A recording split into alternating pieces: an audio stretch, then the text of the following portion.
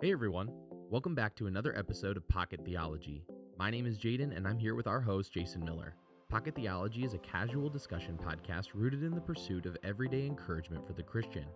We don't take ourselves too seriously, we definitely have some fun, and we ultimately try to leave our viewers with a deeper desire to seek after the heart of God and be encouraged by the gospel of Jesus. With that said, we're so glad you're tuning in.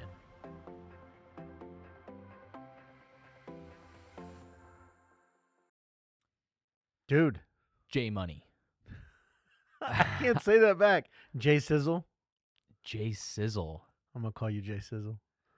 That's a new one. I've gotten J Bird, I've gotten J Dog, J Man, never J Sizzle. So my nickname as a kid, as I think was many kids whose names started with J, was Jaybird, naked as a Jaybird. Yep. And it's because when I apparently when I was younger, I liked to run around naked. I don't know. When you were younger? When I was young. I'm just casting off the things of this world, like it says in the Bible. Yeah, pulling a David. Just dancing in the street. No, he actually wasn't naked though. Okay. Huh. So he was in his underwear, which was still undignified. Could you imagine Yeah. walking out in your boxer briefs and I'm praising the Lord? Yeah, my Iron Man underwear. Dude, I loved my underoos when I was a kid. They have underoos for adults.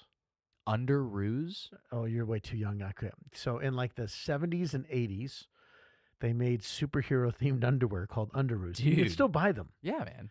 So like if you wanted Superman, they had the red and blue trunks. Okay. It was like a whole thing. Sure. Yeah, I mean, I've definitely seen superhero underwear, but definitely not underoos. Yeah, underoos was the name of them, and they came with a shirt and then underwear, and it was like a whole Nice. thing with little kids, but they make them for adults. Dude, that's awesome. Yeah, they're pretty. Well, I don't know anymore because I don't have any. Don't lie to us, man. You're wearing those underoos right now. Boo! This is going downhill real fast. Wait, so Man, what's our podcast about again? Dude, it's been a couple weeks. Yeah. You were on vacation. I took a little bit of a break too. Yeah, so we went with our family to San Diego Nice. to visit Lisa's dad, her brother, and his wife, and they have an 11-year-old. And then Lisa's sister came from Arizona along with her 3 kids, who are Tyler's. The oldest is like 20-something, and the rest are teenagers. And then got back. Well, that was actually during the internet stuff when like the world went out. Yeah. All the internet went out in the world. Yeah. And Did you guys experience any problems because of that with your flights or anything? dude, or- yeah. So we kept on waiting, and it allowed us to check in for Delta. And then about 2 hours before, all of a sudden it says, "Sorry, we can't do anything." Like it's Jeez. a bummer to be you, right? Bu- and so, bummer to yeah, be bummer. the entire world. Well, except for Southwest. Southwest Airlines was the only airline not hit, and you want to know why? Finally, we won. Do you want to know why? Because their system is 32 years old. They use Windows 3.2. That's crazy. So apparently it's the same thing that led to like they had a Christmas issue at Southwest like a couple years ago, that like all these flights got stranded around Christmas time, and it was because of the Weird. same issue. So now they're like, "Ha ha! In your face, world, we were right. We finally did it. We finally made it." So then we got back. My father-in-law ended up finding us the last 4 tickets on the last flight on Southwest going to Wow. Minneapolis. So we got in at 2:30 in the morning, and we were going to stay at some friends' houses, and I'm like, dude, I'm done with that. And so we just drove home. So we got home at 5 a.m. that Monday. Oof. Then Thursday, I left for a pastor's retreat Mm-hmm. with some pastors and leaders, and it was fly fishing in Montana, Cool. and it was awesome. Nice, man. Have you ever been to Montana? I've not. Dude. I would love to. I'm very much a fan of bluffs and things like that. So Yeah. It's like, well, you like poker too. I'm bad at it. See what I'm I did horrible there? at it. I'm Because you so like bad. bluffs. Yeah. Yeah. I feel like we're getting our mojo back. Like we're just trying to get back into rhythm. It's been. I it's been think like 2 weeks. we've just forgot what it's like to be in front of a microphone. I think that's true. So okay, you met with John. You had John on last week. Yeah. How yeah. was that? I haven't It was- watched it yet. It was really good. I think you should. Well, you just released it, right? Yeah. Yeah. Yeah. But at Yeah. the time of recording this podcast right now, it will Okay. release today. So, but a week ago. Yeah. So what you guys talk about? Well, we kind of continued our conversation that you and I were having, and I wanted John's unique perspective because he's currently in seminary. So Yeah. we talked about the difficulties of reading scripture based on the studying and the obligation, quote unquote, versus just the desire and the no agenda form of reading, just to be there. Yeah. And he provided some really cool insights. I think I'm excited to see what people have to say about the Dude, episode. that's awesome. So, yeah, and then we nerded out, and we had to. So. Well, there's been a lot of things that have happened in the last several weeks. Yeah. I don't think we talked about the assassination attempt on Trump. We haven't talked about the assassination attempt. We haven't talked about Biden dropping out, Kamala Harris's endorsement, but we're not a political podcast. No, but and this has been just a lot of stuff. That's a lot of stuff. And the Olympics. And the Olympics. Yes, the good thing. The gymnastics team taking home a lot right now. Well, so yeah, I watched the documentary on Simone Biles. Okay. And so, the last Olympics, she dropped out Sure. because she had what was called the twisties. Have you heard about this? I have not heard of the twisties. Okay, so in gymnastics, I'm going to sound like an expert, but it's just because I watched the documentary. That makes you an expert. I'm practically an expert because I watched 2 hours of footage from a documentary. I read WebMD, and I know everything about medical. That's a real thing, dude. So, in gymnastics, so much of gymnastics is about body awareness because they're doing flips and twists and all kinds of crazy stuff. Mm-hmm. And I remember watching the Tokyo Olympics, and it's interesting because it was during COVID, so no one could be in the gymnasium except for the athletes and the coaches. Mm-hmm. Family wasn't allowed to be there. Friends weren't allowed to be there. It was a lot of isolation. And Simone Biles is probably one of the most dominant, if not the most dominant gymnast in history, Olympic history. Or just gymnastics history. So everybody was excited for her to take the gold. And I remember watching the event, and she did the first one and stumbled, and Simone Biles never stumbles. She did it again, and then she just basically said, I'm done. And people were giving her so much grief and saying, when you're playing, you got to play through pain, you got to play through issues. And I remember hearing her say something during as she was walking away to her coach, she's like, I can't feel it. I can't figure out where I am. And there was all this hatred online because they felt like she abandoned her team. She gave up. She gave up, right? Man. And so it was interesting. And I remember watching it and going, yeah, but if there's injury, there's a difference between playing through a football injury. Yeah. Still bad. You're right. But when you jump in the air and do 3 somersaults and you could land on your head, break your neck, and you're dead. Yep. So define twisties for me. This is what it was. So it's a common thing within gymnasts where they lose their orientation in midair. And it's called the twisties. Sure. And so they can't figure out where they are, and they land poorly, or they can't figure out where they are in their twist. And because it's all body mechanics and dynamics and self-awareness, spatial awareness. And so when the twisties happens, it can be really dangerous. Yeah, no kidding. And it's primarily a psychological condition. It's not a physical one, it's psychological. And so people were, well, you need to play through it. And I remember watching going, give her some grace. Like, Simone Biles is definitely a competitor. Sure. Right? She's not just going to be like, yeah, I don't feel like doing it. No, and you don't get that far to just give up. No, that was a big deal, right? Yeah. Okay, so if you haven't watched it yet, watch it on Netflix. This documentary? Yeah, it's on Netflix, and it's just 2 episodes. Sure.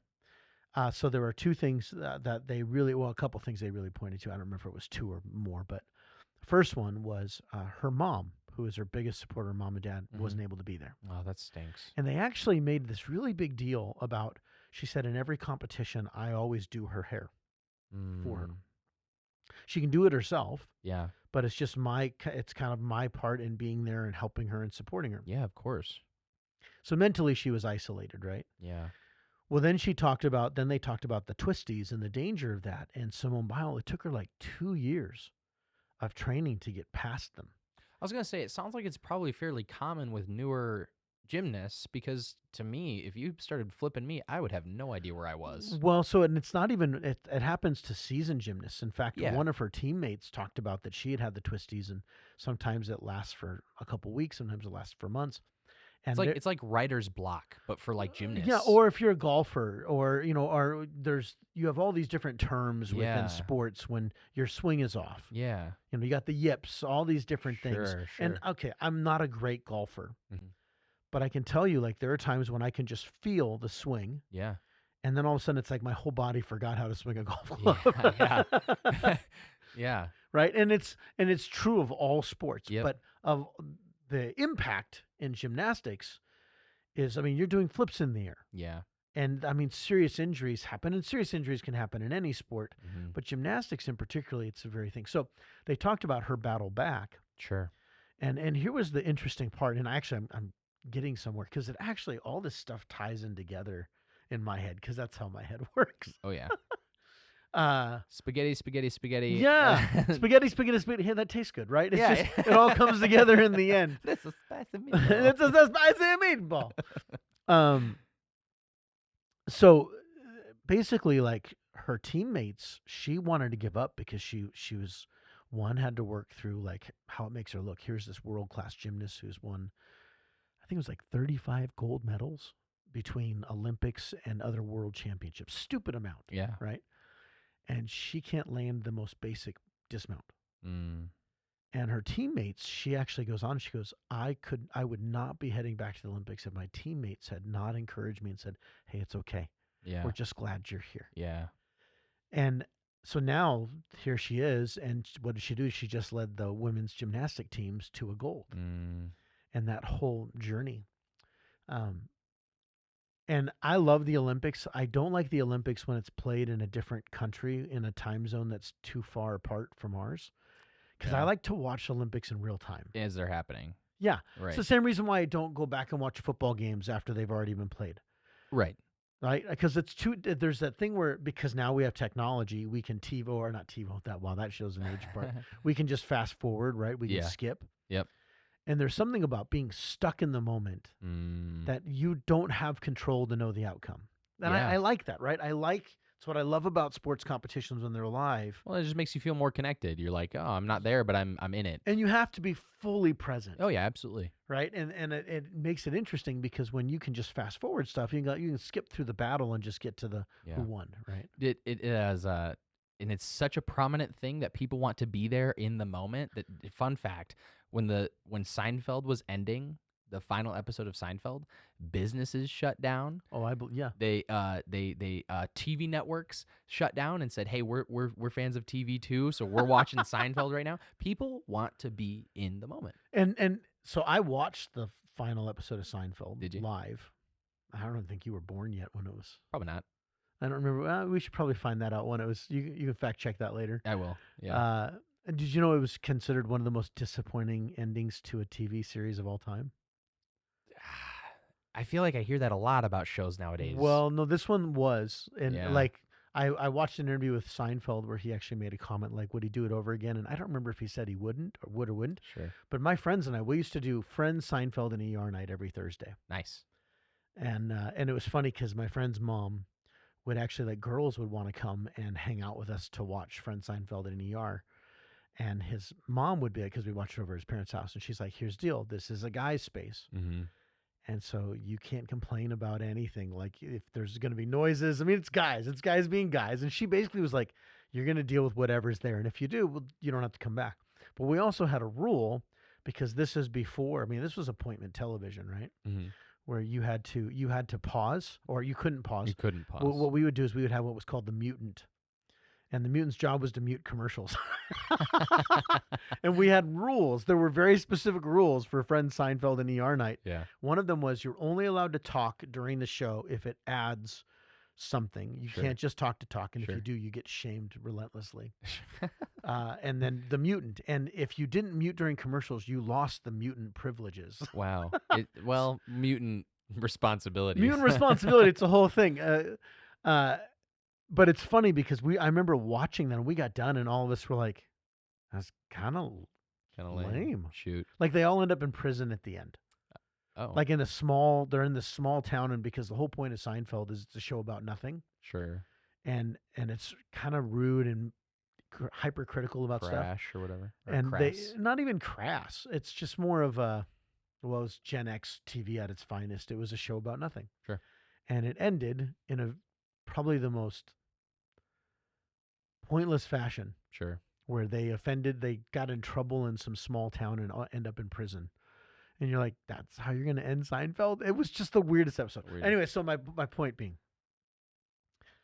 There is something about being in the moment. Yeah. And we've lost that in our culture. Right. Because now everything's on demand. Everything's on demand. And in fact, we get frustrated when it's not on demand. Sure. And I was just having this conversation with somebody else. I said, I actually miss appointment television. Sure. Like, I miss the fact that, okay, let's think about how busy parents are with sports now. Sure. You have something every night of the week. Mm-hmm. When growing up, because of appointment television, and this sounds so ludicrous to us now, but things shut down after 7 o'clock because that was family time. Yeah. It was family time. You would sit around the TV, watch Family Ties, do dinner, whatever. And that doesn't exist anymore. Now, everything is consumed because the things that used to draw us together, we have at the touch of a button. Mm-hmm. And it's interesting because now here we have the Olympics, but I also think this kind of ties into some of the stuff with coming into the election cycle. Mm-hmm. I've read all and I'm so guilty of being drawn into clickbait. Sure. But it's interesting is I read primarily Yahoo News because it's simple and it's there. I'm not a very intellectual guy when it comes to news, and Sure. I don't really care about that stuff. But as soon as Kamala, I don't even know how you say her name. I've heard 3 different versions of it. Kamala, and Kamala Harris. I'm pretty sure it's Kamala, but I don't. I think it's Kamala, like Camelot. I don't know. Either way. But anyway, so Harris. when she was in, again, we have the assassination attempt on Trump. Yep. Which was news all over the place. And regardless of what you think mm-hmm. about Donald Trump, that is just a horrific potential outcome. And that actually seems to be the unanimous opinion that is thrown about, is like, regardless, people are sympathetic and that it shouldn't happen. And shouldn't have happened. And that our government we have rights and we have ways to protest, and that's not one of them. Something dropped the ball, right? Yep. But now all the attention's no longer on the assassination attempt, which I have a feeling 20 years ago, 30 years ago, that would still be news today. Oh, absolutely. And actually, I'm impressed in a world where, you're right, there is no media is just consumed endlessly, and there's no, I guess, there's nothing of substance that is really around in media anymore. That photo of him with the flag behind him and stuff like that really was probably one of the most iconic photos taken in a very long time. Oh, it's going to be in history books. Yes, I mean, if it's not, that is a conspiracy. Right. If it's not, right? But because every other presidential assassination has ended up, or anybody in that level of politics, that's a big deal. Yeah. But it's interesting because now the news cycle, here we are, what is it, 3 weeks post, mm-hmm. and it's not even being talked about, and now it's all about. Does Kamala, whatever her name is, does she have the ability to overtake Trump? Sure. And now you also have all the clickbait that's talking about that's now trying to reveal the reason why Trump shouldn't be president again. Mm-hmm. And here's what it got me thinking about it. And as I've been reading scripture with this agenda just to be with the Lord, mm-hmm. I think and it's understandable. So let me be clear. Now it's like it's almost impossible in our culture to not consume without an agenda in mind. Does that make sense? So for instance, maybe just continue to define it a little bit. So for instance, if I'm going to watch the highlights of the Olympics, I just want to know who won. Sure. Right? Yeah. Okay. I see. I see exactly where you're going with this. Everything hasn't, I can't just be present in the moment. Now my opinion is driving what I'm looking for. Yes. So therefore I only search things. Yep. When you said you don't like watching the football games once they've passed because you're just trying to see the result, right? Well, you can go find the result on the Google image. But when you had to sit down with your friends on TV time with your mutant and all that stuff, you guys were actually there for the experience of being there. And fully present. Yes. And the only agenda was to be fully present. Correct. Because you missed something. It took us 20 minutes, but we got there. And now, but even as we're coming into an election cycle, here's the thing. And both sides. This is not any one side. Mm-hmm. We only read with an agenda to support us or to support a conspiracy or to support our candidate or why we don't. Well, and oftentimes things are only written with an agenda. And especially in news. Yep. And so I was thinking about this, and I'm like, wow, okay, what does this say about us as a culture? But also, what does it say about us as Christians? Mm-hmm. Because in our culture today, it's not hard, and I'm gonna try and peel the onion here. It is not hard to only read things that support what I want. Mm. Now, that's always been the case. This isn't a new phenomenon. The Yeah. difference is the amount of access we have to information is so much easier to get. So now I can build my case, Mm-hmm. which might have taken me days to build a case. I can build an argument to support whatever I want. Sure. Yeah. Where before it was like, yep, I'm just not reading that. It doesn't work for me. Now it's like, I have just now gone out and found 5 articles that support my argument. 5,000 articles. 5,000, yeah. 5 million articles, Yeah. right? And then what I do is I click and I get the things that I want. I get the result I want. Correct. And okay, do you know what microfiche is? Microfiche. Microfiche? Microfiche? Yeah. No. Okay. So before computers were available to everybody, if you wanted to look up something in the library, they had what was called a microfiche system. And it's basically like a magnifying glass, and they had strips of film Uh-huh. that were called microfiche. And if you wanted to look up an article, you had to scroll through sometimes dozens, hundreds of articles and scroll through it on this screen that was just a magnified screen. It's called a microfiche. Microfiche. Okay, so this was before internet access. So if you wanted to do research, you were forced to come into contact with a lot of other sources before you found what you wanted. Yeah. Okay? If I'm not surprised. It was long gone by the time you were born.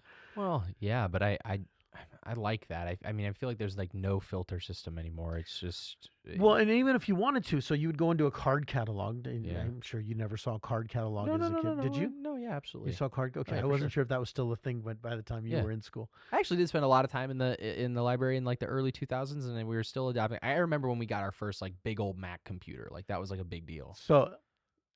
So yeah, you would look up and you go, I need this article, and they would give you an article, a periodical, Mm-hmm. which would tell you, okay, you need to go to this microfiche. It's this way down. And every once in a while, if you watch a film from the 90s, like a thriller, they'll break into a library and they pull out the microfiche and they scroll through things. So Dude, that's cool. it's awesome. But my point is that we've always had this thing towards bias. That's a human condition. We actually see it in Scripture. Yeah. It's the difference between First Kings and the Book of Chronicles, or the Kings and Chronicles, not first, but just Kings, First, Second Kings. Sure. Bias is human nature. Yeah. I do it, you do it, right? Yep. Now the problem is that everything has an agenda, but we'll say, no, I'm open-minded. Yeah. But the truth is, because of the amount of information that we have accessible to us, I might say I'm open-minded, but how often do I read the other side? Even though I have that accessible. No, I type in why Trump is horrible as president, horrible presidential candidate, or You're gonna find why Trump is horrible or whatever. what are the 10 things wrongs with Kamala Harris's policy, Sure, right? sure. And instantly they're going to pull up. Yep. And that's human nature. Yeah. Okay. Now, here's where this got me thinking about this. And again, going to spaghetti it all together because that's how my brain works. Spaghetti. I don't know if they all heard that. I wonder if they heard that. If they didn't, I'll cut it out. That was so weird. It was like a whale sound. Oh, okay, dude. Okay, before I move on. No. No, this is funny. So we take a flatboat when we're fly fishing in Montana, and we've got a guide, right? Yep. And we come on this herd of cows out right by the river. And I mean, it's gorgeous, right? Because there's farmers and that kind of stuff. There's this herd of cows. And there is the most awful sound that doesn't sound like a cow. It sounds like a cross between like a cow, a cat, a cow, and a bat, all mixed into one. And I mean, it sounded like a dinosaur. I thought I was in Jurassic Park. And literally the boat is coming by and we stop and it's like, and it's super loud. Yeah, it's legitimately and I turn to the guy and I'm like, what is that? And he's like, well, I think it's a cow in distress. I'm like, I don't think cows make that noise. I'm pretty sure. And someone was like, well, I think it's a coyote attacking a cow. And I'm like, I don't know what. And I almost wanted to get out of the boat and go research, like go find out what it was. Okay, sorry. Do you ever hear that if you hear a lot of times in like Appalachia, if you hear like You should run. If you hear a banjo playing, you should run. If you hear like screaming, like humans screaming, 6 times out of 10, it's a meerkat, and the way that they like A have you ever- meerkat? like a cat or like a bobcat. I'm like, that's not a meerkat. A meerkat is like a small rodent in sub-Saharan Africa. Sorry. No, it's a like a bobcat. Okay. Or some sort of or mountain lion even, or some sort of like cat like mammal that's out there, and It's like a cat. yeah, that's like a cat. It's a cat like mammal. It's a cat-like mammal that's almost like a cat, but Almost not like a cat. but not a cat. Like kind of like a cat. It's a though. werecat. It's a but it like screams like a person. It's really weird. To like draw you in, like No. They're not like they're not like intelligent like that. It's not like the siren song of the Appalachia, but it's like oh, okay, we're going. we're somewhere. a Bible podcast. I Yes, think. we are. All right, so here's my point on all this, and this is where my spaghetti brain, my monkey mind goes. Okay. As Christians, when we come into seasons like this, for instance, even the Olympics. So you've heard about the controversy about the opening ceremony.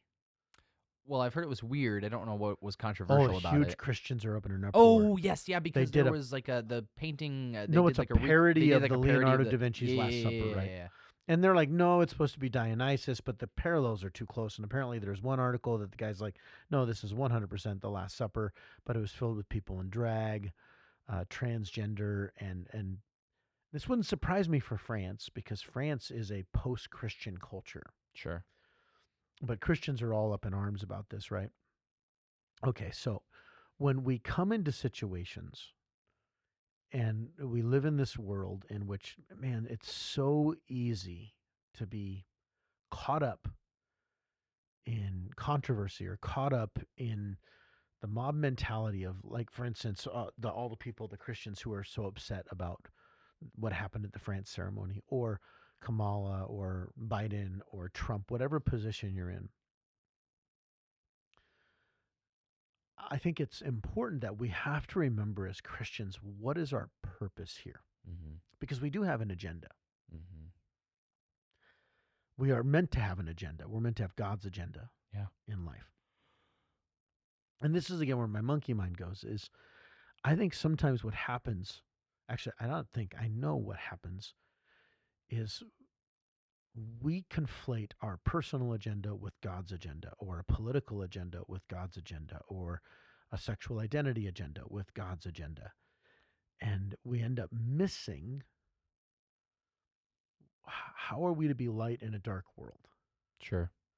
And because instead of, so again, this is not a political podcast, but I think we have to talk about these things because we're coming into a political season, and it's going to be a rather contentious one. Yeah. I think there's a lot of fear among Christians. Mm-hmm. And one of the things that I think is important is that I was listening to a podcast with a pastor out in Rich Velotis. He's out in Brooklyn, I think it is. Mm. And he makes a comment, and he says, whether you vote Republican or Democrat, you are welcome to worship at the feet of Jesus in our church. Yeah. That we don't confuse our political leanings with our identity in Christ. Yeah. That's huge. Another way of looking at it is, regardless, like, I believe in a biblical sexual ethic. Mm-hmm. I believe the Bible is that it shows us what God's intention for marriage is. Yep. But if an LGBTQ person comes into our church, we're supposed to be a safe place for them to encounter Jesus. Correct. Right? We don't move into political ideology or gender ideology where now all of a sudden, like, if somebody walked in who was transgender, I wouldn't change my message on Sunday morning so that, well, now I got to talk about this because we have a transgender person in our service, so I'm going to preach on this. That if I did that, I hope somebody would call me out on that, right? Because we don't do it with any other sin. Right. Right. But in this season, Jesus tells us in the Beatitudes, he says, blessed are the peacemakers. Yeah. How do we make peace in times like this? Yeah. because there are so many things we can be offended by. And Mhm. here's part of the reason what I think drives, and I'm just guessing, okay? I've done no research, but this is just as I'm thinking. I wonder if part of the reason why we're so easily offended is because we've only been taught or we've only have the access to understand our side of a position Mhm. and not understand somebody else while still disagreeing with them. Mhm. I listened to this great podcast with it was a Joe Rogan podcast with Mhm. a very well known oh my gosh, what's the word? Not a he's a physicist, but it's a theoretical string theory kind of guy, right? Sure. And it was with Terrence Howard. Mm. Do you know who Terrence Howard is? He's an actor. He played in the original Iron Man. He played Rhodey in the first Iron Man. Mm. But he comes on and he says he's discovered all these new shapes and he's talking and he's an actor and he's a self-trained in quantum or in mathematics, this kind of stuff. And he's making all these assertions about, he called it Jim Crow mathematics. And if you know Jim Crow law, Mhm. that was about subjugation and Mhm. minimizing black people's education. Yeah. And so he was originally on the Joe Rogan podcast, right? And Joe Rogan was like, he doesn't know any of the stuff that he's talking about. So he's like, well, maybe there's truth to this. Well, there's really well known, and it's Weinstein, I don't remember his last name, but a guy who's actually trained in the field says, hey, I want to come on and I want to talk with him. And this is how he starts off his conversation. And I think every Christian should listen to this podcast because it is a masterclass in disagreement and learning how to disagree with somebody, especially when you actually maybe are an expert in your field. And I was challenged by it. Like I'm like, man, I think I need to learn to when I disagree with somebody, there's things to be learned here. So he comes into with Terrence and he goes, it's clear that you are self-trained. Mhm. And I applaud you for that because you've taken time to learn maths and proofs and all kinds of things. But it's also clear that you're self-trained because you misuse language. And he goes, well, all my colleagues are making fun of you, and they are. Like the people in the science world were making fun of Terrence Howard because what does an actor have to do with being a scientist? Like Right. it doesn't cross path in their mind. And he said, I'm disappointed in the academia because instead of saying maybe you have something we can learn from you, they just dismiss you because you don't have the credentials. Or even just like, why wouldn't you want to at least feel a little good that someone is as enthused about your field as you are to pursue knowledge on their own basis? Yeah, and he says that he goes that in itself is something to applaud. Yeah. And he goes, but he said, here's what I'm here today is because he goes, Terrence, I want to steel man your argument, not straw man it. It's Mm. easy for me to tear down why you're wrong because I've got all this knowledge you don't, but I just want to understand you. Yeah. And so it's 3 hours and like 20 minutes long. And he confronts Terrence and he actually says, you're wrong on that. But what I'm hearing you say is, and this is Yeah. what you're looking for. And as I watched that, and again, it's so interesting in the last month and a half, we have all these opportunities for misunderstanding, Yeah. to draw sides. Yeah. And I think the first problem is we're never really fully present. We're only present to what we want to see. Correct. And we're not looking at other people. We're not willing to read other sides. Or if we do, we've already come with an agenda to prove wrong. Yeah.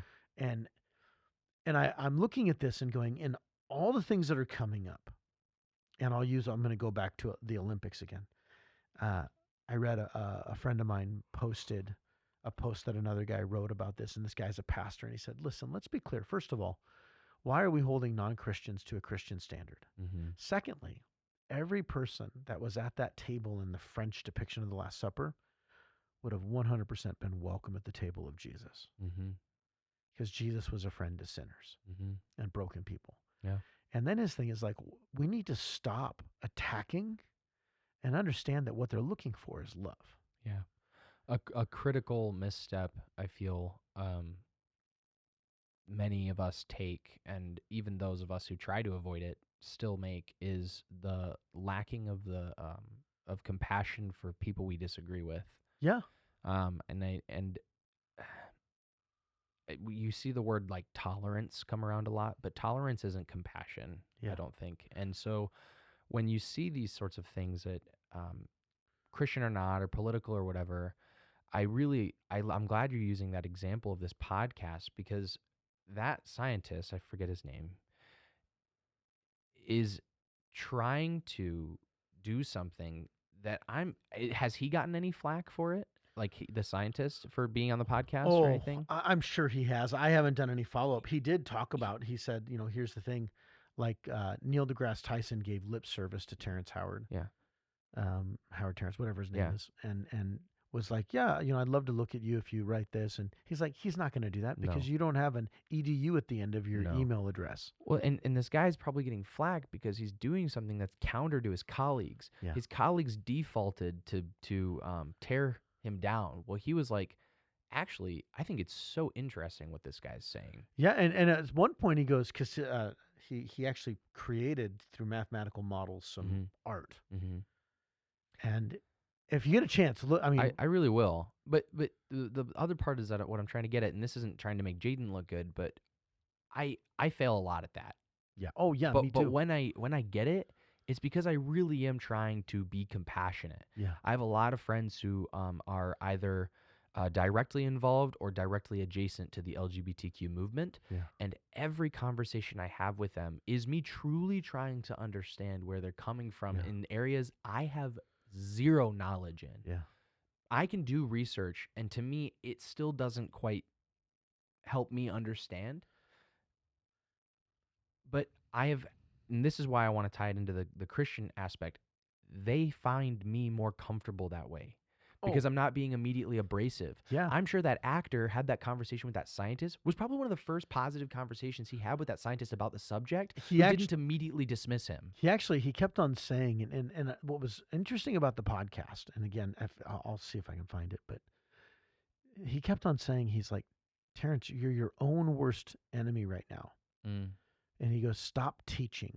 And I was like, and I was listening to this with a buddy of mine, and we were talking about it afterwards. And he said the reason why he was teaching is that when Terrence was talking, he was talking as if he had a secret knowledge nobody else knew, and everybody else was an idiot.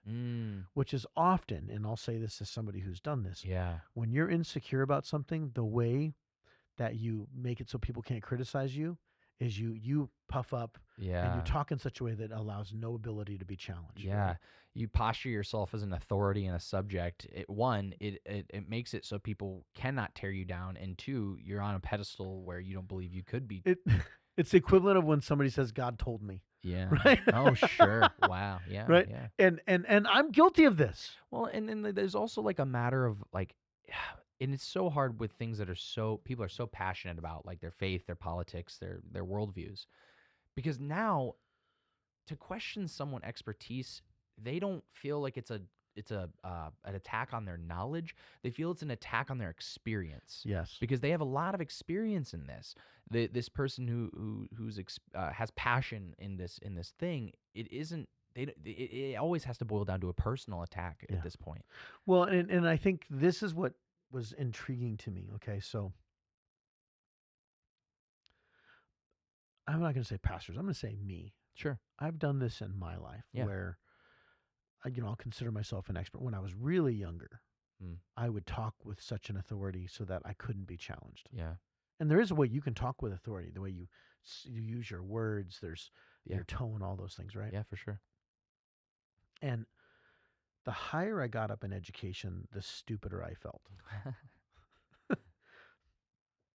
It's just true. And that's the point of higher education, is to show you what you don't know. Yeah. And I always thought the point of higher education was so that you know more. Yeah. No, you know more about a limited amount of subjects. And, Yeah. and some of the best professors that I had were like, I only have opinions on this very narrow topic, right? But I think the problem we come into is a lot of Christians, we act like we're professionals in things that we've not actually done real study in, whether it be political or LGBTQ, or maybe we have done a lot of study, but have we actually sought to understand the other position? Yep.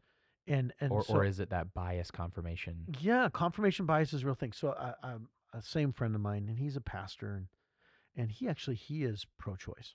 And I love this man, and he is very educated, far smarter than me. Sure. And we had a wonderful conversation when he said, the reason why I'm pro-choice, and he goes, Jason, are you aware statistically there are less abortions when abortion is legal? Hmm. He goes, there are less abortions. And now I have no way to back that up, so I'm not going to say he's wrong. I've heard Sure. that statistic used before. Right. And we had a good conversation because I was understanding. I'm like, how can you as a person of faith be pro-choice? Sure. And he's like, well, I'm looking at that the ultimate, the end, if the end goal is to eliminate abortion altogether, you can't legislate morality. This is his position. Yeah. And so this is what I love about my relationship with this guy is that I push back, and my response was, I'm like, I get that. And I'm like, but have you ever seen the movie The Purge? Sure. According to that logic, well, then if we wanted to make murder happen less, we should just legalize one day where you can go and murder anybody you want to. Guess what? Murders are going to be less likely, but does that make it okay? And he's like, well, that's a good point. He's like, I don't really have an argument for that. And yet I also don't really have an argument for his in the sense of like, one, we're never going to do a purge. We know that that's not a thing that's going to happen, at least not in our America. That's just purely fiction. Purely fictional, right? But as I sought to understand him, it allowed me to go, okay, well, I am pro-life, but I'm also real pro-life. Like, it's not just about an abortion issue. It's about all life. So all life. Starvation, everything like that. Yes. Care for people. Yeah. But we sought understanding. Sure. Okay. So I want to read a text from the Apostle Paul. Okay. 1 Corinthians 9. And what made me kind of think about this is that in this time of so much division, one, we have to learn to be fully present and not just listen with an agenda. Right. Usually when I'm listening, if I'm with somebody I know I'm going to disagree with, I'm just looking for the points that I can prove them wrong. Right. Yeah. Instead of listening to understand. Or when can I finally butt in or something like that. Or I'm only hanging out with people that affirm my position. Sure. Yeah. And so therefore, we get an echo chamber, right? I'm only hearing the things that support me. Yep. And I don't think this is the way of Jesus. No. And, Jesus hung out with sinners. If the church is only filled with Christians, it means the church isn't doing its job. Yeah. Do I need to say that? You look. No, I got it. But in my mind, I was like, the best part is that the church is full of sinners. And if you're finally willing to open up your eyes and realize that, I think that's a big step in your growth is like.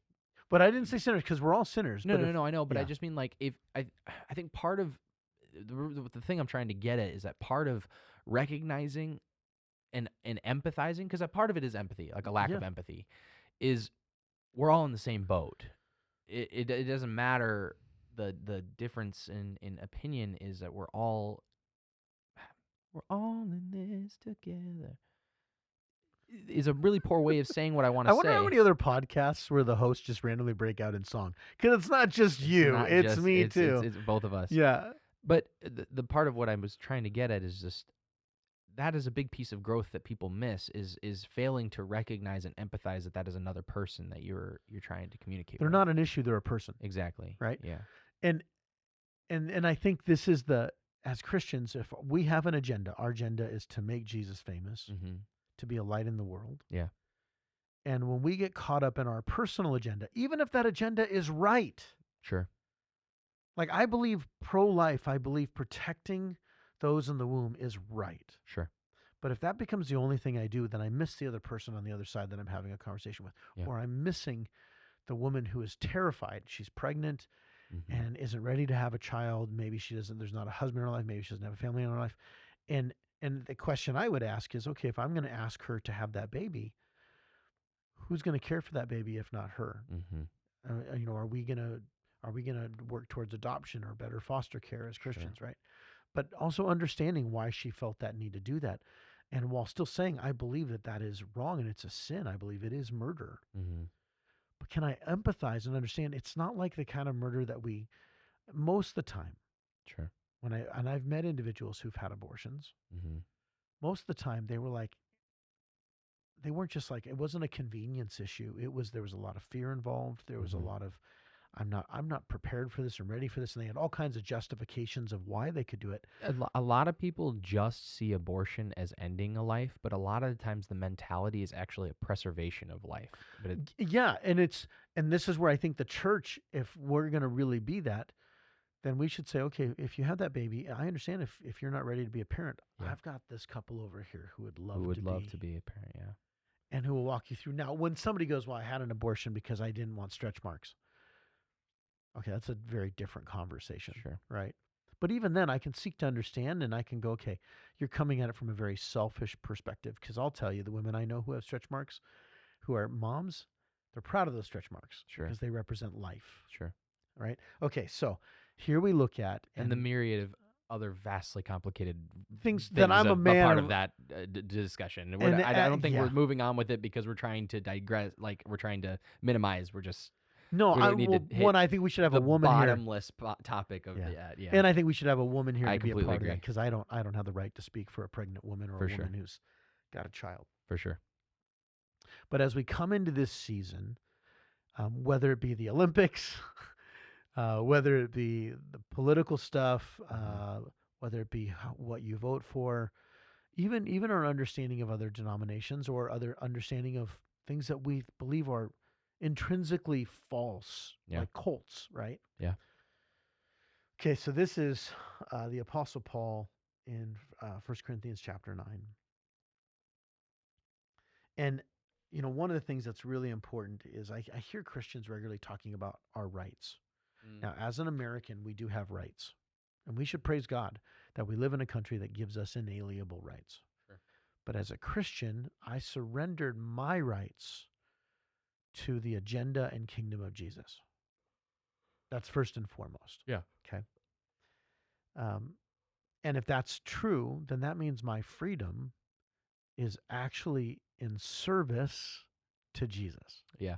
And that's a controversial topic. I mean, people don't like to say freedom. That actually is I'm in service to someone. That's not freedom. But I'm choosing to serve, right? Yep. And ironically, well, you could also, not ironically, you could also say that as a Christian, I don't have a choice because otherwise I'm not a Christian. Sure. If I say I'm a Christian, but I don't freely give my choice to Jesus, then I don't know that I actually am a Christian, right? All right, so this is 1 Corinthians 9. Though I am free and belong to no one, I have made myself a slave to everyone to win as many as possible. To the Jews, I become like a Jew to win the Jews. To those under the law, I become like one under the law, though I myself am not under the law, so as to win those under the law. He's referring to the Jews at this point. To those not having the law, I became like one not having the law, Gentiles, though I am not free from God's law, but am under Christ's law, so as to win those not having the law. To the weak, I became weak to win the weak. I have become all things to all people to save, so that by all possible means I might save some. I do all this for the sake of the gospel, that I may share in its blessings. So you have the Apostle Paul, and what this means is to a Democrat, I become a Democrat. I meet a Democrat where they are. Doesn't mean I have to agree with them. Mm-hmm. Paul by no means agreed with Gentiles in their idolatry and the sexual practices, but he met them where they were. Because it'd be like if I wanted to relate to fish, I would not go down as a human being. I'd become a fish. Sure. Right? And I do think this is important to note that he said that he was still under the law of Christ. Yep. So his protection was the law of Christ. Because I was like, okay, well, how could someone sometimes I like to listen to something, and I'd like to think, how could I twist it? Yeah. Right. And I thought, it's not asking us to partake in sin. Yes. It's not asking 100% correct. It's not asking us to do that. It is asking us to theoretically, metaphorically, or maybe even literally walk a mile in their shoes in some capacities so that you can understand them and so that you can empathize better. Yeah. Right? And this is how we become peacemakers. Yeah, exactly. We become peacemakers by entering into the story of what they're believing. Yeah. Not to prove them wrong. No. Seek understanding. To seek understanding, but also to have dialogue so we might have a conversation to point them to the light that is Jesus. Right, because an argument isn't a conversation. It's an argument. It's an argument, right? And it is possible. Now, that doesn't mean I just go into everything. I just need to understand. I just need to understand. No. This is why I love this debate or this conversation that this guy had on Joe Rogan. He clearly was seeking to understand, but then he was also trying to help Terrence Howard realize, no, here's where you're getting some things wrong. because we still have to speak truth, right? Because if all this, some people take this as Jesus was all things to all people, so he just loved. Mm-hmm. He was sloppy agape and loved everyone and hugs and rainbows and kisses. And this is the same Jesus who met the woman at the well and said, "Go and sin no more." Yeah. He met the woman caught in adultery, was brought before him naked, and said, "Who's ready to throw stones at you? No one, nor do I. Now go and sin no more." I think, like, there's a difference between, we talked about it earlier, there's a difference between guidance and correction and, like, teaching. Jesus had an authority to be a teacher. Yeah. We need to walk under that authority, protected by that authority as correctors and people who provide guidance, but we're not the teachers. Like, does that make sense? Because the teacher is like a very different authority, and we talked about it earlier. Where it's like sometimes we fail at an argument because we posture ourselves too highly. Yeah, there's a humility. I think in the other part. I think I hear what you're saying. Okay. I think where I would push on it a little bit. Yeah. Is that Paul does tell us that there are some who are called to be teachers. Right. Right. Yeah. And so I don't think you're saying that nobody's a teacher. No. I think it's saying having the posture of humility to recognize that even if you're the most educated person in the world, you don't know everything. There's still mystery. Right. Even if you can know the Bible inside and out. You could literally have the entire Bible memorized. It doesn't mean you understand the Bible. Well, and especially with the guidance piece, because you can know everything and you can be on this amazing walk and you can have this thing, but you can't provide that exact same thing to the person you're trying to guide, right? It's like a tutor situation where a tutor versus like a teacher. A teacher is connecting to a broad group of people saying 1 + 1 = 2. Yeah. Where a tutor takes you aside because you're struggling with the concept and says, do you know why 1 + 1 = 2?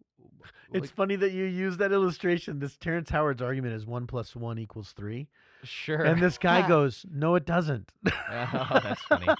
But now do you kind of see what I mean? It's like there's like you do have to, in guidance, you have to relate more to the person. Yeah. Where in teaching, it can be a little more broad. And I think the other side of it is that I can learn something even from somebody who I disagree with. Yeah. Even if that learning is I'm understanding their perspective a little better. Right. But also, and this is the benefit of what's called steel manning. Steel manning is where you try to understand that person to bolster up their argument, not to tear it down. Yeah. So that when you understand it, now you can say, well, here's why I disagree with it. Sure. So I've given all the best and strongest parts of your argument. Yeah. And now I'm going to show you why I disagree. Yep. Whereas straw manning is I'm going to pull every weakness out of your argument and make you look like an idiot. Yeah. Right. And so here we have Paul. And this is kind of what got me thinking through all this, because of all the stuff that's going on, all the rhetoric. Nobody's doing this. Yeah. Not Democrats, not Republicans. We're all just coming out and attacking weaknesses. And in the church, we're going to come into a season here in the next couple months where the potential for severe disagreement is during this season, just like it was in 2016 and in 2020. Yep. And as a church, we could bury our heads in the sand and say, well, we're not going to talk about this because it's too contentious. Or no, I think we have to talk about it. But what we have to talk about is, let's not make it about who you're voting for. Yeah. Let's make it about how do we make peace in an environment and recognize that the goal is to worship at the feet of Jesus. Yeah. And I can disagree with somebody. And at the same point, I do believe there are policies that are anti-kingdom of God. Yeah. In both parties. Yeah. Absolutely. And likewise to seek understanding. So I think debate is okay. Like, let's be clear. I'm not saying that we should never. It says that Paul regularly went into the synagogue to debate, to have conversations about who Jesus was, about the Old Testament, or at that point, just what was called the Scriptures. And so as we come into this season of understanding, and this goes back to my whole point of being present and not just coming to everything with an agenda to support what I already believe. As I've been thinking about it, I'm trying to understand other sides, not so I can be wishy-washy, because I do think it's important we take sides. Truth is truth, regardless of the situation. That's what makes something truth. And we've had this conversation before on this podcast. Is the problem with facts? Is I can make facts say anything. Sure. Truth only says one thing. Sure. That's what makes it true. But then we get into the mess of like my truth. Well, and that's the problem with my truth. Unless your my truth actually aligns with the truth, it's not truth. It's your opinion. Yeah. And we use that language of my truth as a way to saying, well, my opinion is just as valid as yours. That's true. Your opinion is just as valid as mine. But at the end of the day, we know 1 + 1 = 2, and no amount of opinions is going to change that. Right. I had a guy he was a science guy, and he's like, well, Jason, I can mathematically prove to you 1 + 1 = 3. I'm like, no, you can't. And he's like, well, I can show it this way. And I'm like, no, that is like one of the fundamental building blocks. And the only way you can do that is by redefining terms. Mm-hmm. So now you're still not proving 1 + 1 = 3. You've redefined terms to make one something different than what one is, right? Mm-hmm. But that's the part where we both have to have humility. All people have to have humility to recognize certain things are true. And then we have to ask the bigger question is where does ultimate truth come from? It doesn't come from me. And it doesn't come from you. It also doesn't come from a textbook. And this is why we believe that Scripture is truth, because in my opinion, and I understand there are people who would disagree with me on this, but Scripture to me shows us that there must be something that has ultimate truth, and we believe that something is God. Mm-hmm. Now, we can disagree on who that God is, but I think we first have to agree there has to be something outside of us that determines truth. Otherwise, how do we know truth? That was the whole point of relativism. In the 20th century or 21st century, early 21st century. And so as we look at this, if I want to understand, and I'm coming into a time where whether I'm getting into arguments or I disagree with somebody, how do we seek understanding? Do you remember when we used to do Theology on Tap? Yeah, you used to do like a questionnaire kind of deal. Yeah, so with Theology on Tap, we would take a topic and I would pull all the scriptures that both sides used to defend their argument or to oppose the other one. Mm-hmm. I would break up the room, and sometimes I purposely break it up. If I knew somebody was very strong on this, I'd make them on the other side. Sure. And what was funny is if they knew that I was doing that, they would purposely try and be really contentious and fun. kind of like, oh, this is how idiotic it is. This my position actually is. And yet we had some really good conversations around it. Yeah. And the whole point of Theology on Tap was not for me to tell you what's right and what's wrong. It was to help you understand. Yeah, and to help you learn how to converse about it. And to realize that there's a reason why sometimes disagreements exist, because the truth isn't clear. Sure. All right, so we're coming to the end of our time. So here's the thing that I wanted to end with, and we'll make this really quick, is in order to be fully present in something, it means we always have an agenda. Mm-hmm. And this is why I like what Paul writes in 9. Paul's agenda was that he might show Jesus to whoever he was at. Mm. That's why he was a Jew to the Jew. To the Greek, he was a Greek. To the free, he showed them freedom. To those under the law, he walked as one under the law. And he wasn't being all things to all people. This wasn't, some people say, when in Rome. No, Paul wasn't saying, well, if they sin there, if I'm in Vegas, I might as well partake because everybody's sinning in Vegas. His agenda was to show them the love and the power of the gospel. Mm. And when that becomes our agenda, not an ideology, not a political point, now we have to look at how did Jesus approach that. And Jesus was so good at being fully present with people. Mm. And so it's a challenge to presence. Mm. And I think especially, and I know we're going to probably talk more about this in the coming weeks, but especially the closer we get to election, let's not just come in and look at those dumb people, those idiots over there and the things they say. Like, we can have our opinions, that's fair, but let's also understand that these are human beings who come with their hurts, their misunderstandings, their experiences. Yeah, and their experiences. The problem is we let experience define truth. Yeah. And I'd be foolish to say that I don't let experience define truth for me sometimes. Yeah. And so why do I believe Jesus is truth? Because I had an experience with Jesus, and I trust this book that is, this collection of books that is I think it's experience is how we perceive the world is the only way we can define truth for us. We're storied creatures. Yeah. We make sense of the world through story, and the problem is sometimes our stories are wrong. Yeah. Well, hey, man, this was a good one. It started off, took us a little while to get the plane up in the air, but... Yeah. Yeah. Well, we've been... I was off for 2 weeks, much needed. So. Yeah. Yeah. Well, hey, this was good. Yeah, man. Oh, cool. Thanks. Peace. Hey, thanks for tuning in to this week's episode of Pocket Theology.